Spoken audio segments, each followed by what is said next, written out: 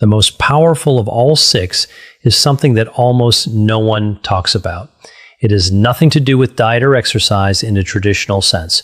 In fact, most cardiologists don't even bring it up.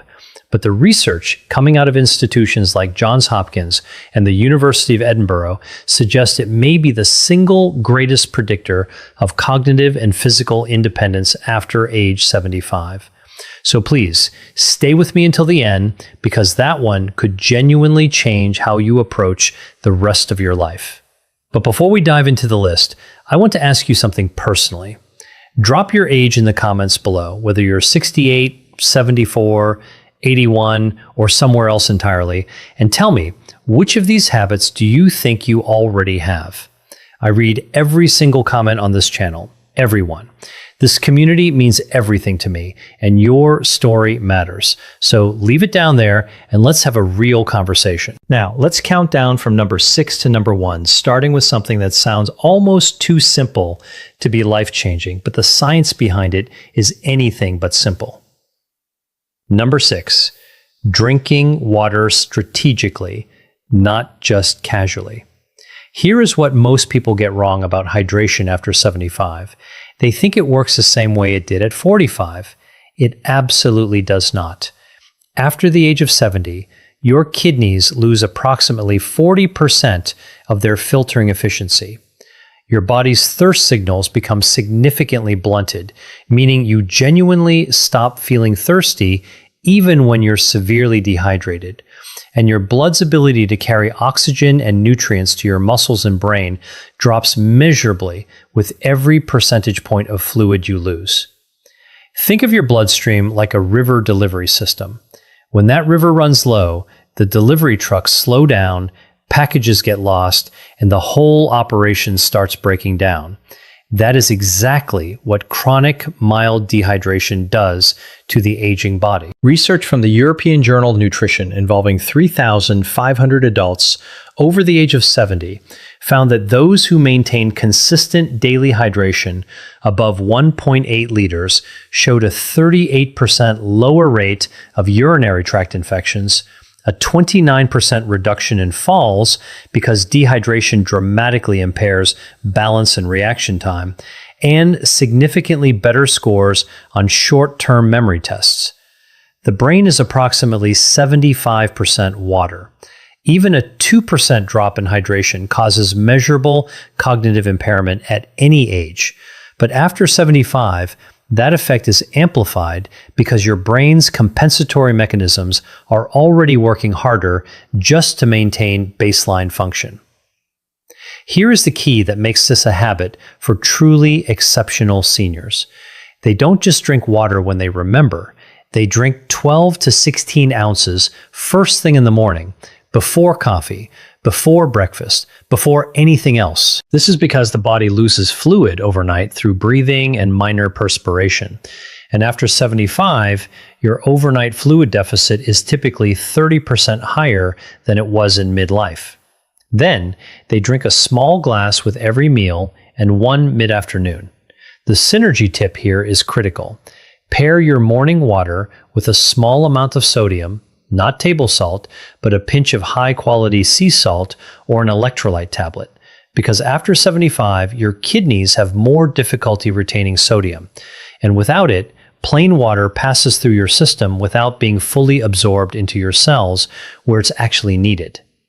Margaret, 81 years old from Boise, Idaho, came to see me complaining of afternoon brain fog, dizziness when standing, and what she described as feeling like my thinking was wrapped in cotton. She was not dehydrated in any dramatic sense. She was chronically, mildly underhydrated. We made one change: strategic hydration, timed correctly, with a small electrolyte addition in the morning. 6 weeks later, she told me it felt like someone had cleaned the windows of her mind. Her balance improved, her afternoon fatigue decreased significantly. One habit, life-changing results. Number 5. Resistance-based movement at least twice per week. I need to be very clear about something here because I see this misunderstood constantly. When I say resistance movement, I am not talking about going to a gym and lifting heavy weights. I'm talking about any movement that asks your muscles to work against a force, whether that's a resistance band, a light dumbbell, a wall push-up, or even carrying groceries with intention. The distinction matters enormously after 75 because of a process called anabolic resistance. Let me explain what that means. Anabolic resistance is the reduced ability of aging muscle cells to respond to protein and exercise stimulation. In practical terms, it means that after 75, your body needs more signal, more intentional resistance to maintain the same amount of muscle that a 50-year-old would maintain with half the effort. Your muscles are not lazy. They are simply harder to reach. And if you don't reach them consistently, they begin a process called sarcopenia, the progressive loss of muscle mass and strength, which research from the Mayo Clinic has linked to a 47% increased risk of falls, a 53% higher likelihood of being unable to perform basic daily tasks within 5 years, and a dramatically shortened overall lifespan. A study from Tufts University followed adults aged 75 to 85 who began twice-weekly resistance training. After just 10 weeks, participants showed an average 37% increase in leg strength, a 28% improvement in balance scores, and here is the part that always surprises people: a measurable improvement in insulin sensitivity, which directly affects energy, inflammation, and cognitive function. The mitochondria in your muscle cells, which are essentially the power plants of your body, literally regenerate more efficiently when resistance exercise is present. You are not just building muscle, you are rebuilding the energy infrastructure of your entire body. The practical prescription is simple: 2 to 3 sessions per week, 20 to 30 minutes each, focusing on the large muscle groups, legs, hips, and back. Resistance bands are ideal for seniors because they provide progressive resistance without joint impact. The synergy tip: perform your resistance session within 30 minutes of consuming 25 to 30 grams of protein, because after 75, the anabolic window, the period during which your muscles can most efficiently absorb protein for repair, is shorter and less forgiving than in younger adults.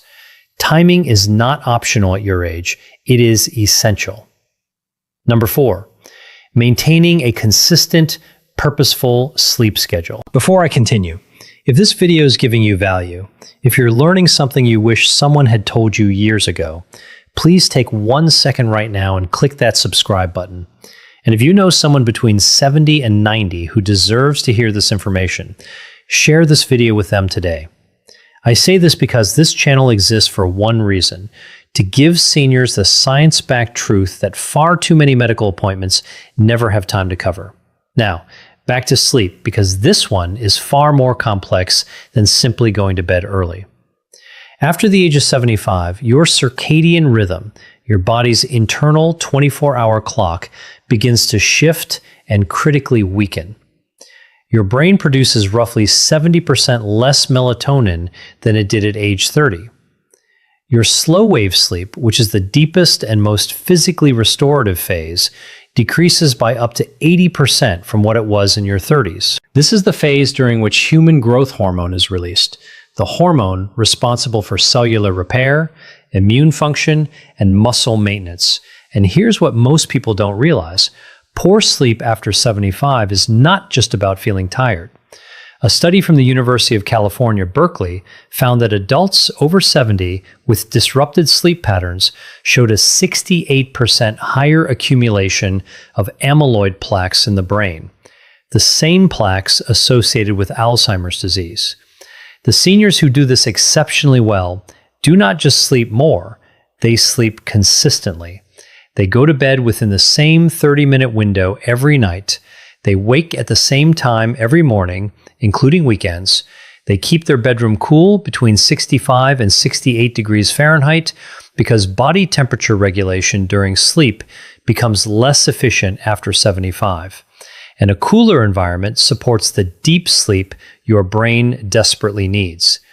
They avoid screens for 60 minutes before bed, not because of blue light alone, but because mental stimulation keeps the prefrontal cortex active in ways that delay sleep onset by an average of 47 minutes in adults over 70, according to research from Harvard Medical School. The synergy tip: pair your consistent sleep schedule with 10 minutes of slow, diaphragmatic breathing before bed. This activates the parasympathetic nervous system, your body's rest and repair mode, and research shows it reduces nighttime cortisol levels by up to 22%, making it significantly easier to reach and sustain slow-wave sleep in aging adults. Number 3, eating protein in a deliberate, distributed pattern. This is where I see the most dangerous misconception among seniors, and it genuinely concerns me as a physician. The idea that you need less protein as you age is not just wrong. It may be one of the most harmful pieces of nutritional folklore ever passed down. The truth is the exact opposite. After 75, due to the anabolic resistance I mentioned earlier, your body actually requires 50 to 75% more dietary protein per pound of body weight than a healthy 30-year-old to achieve the same muscle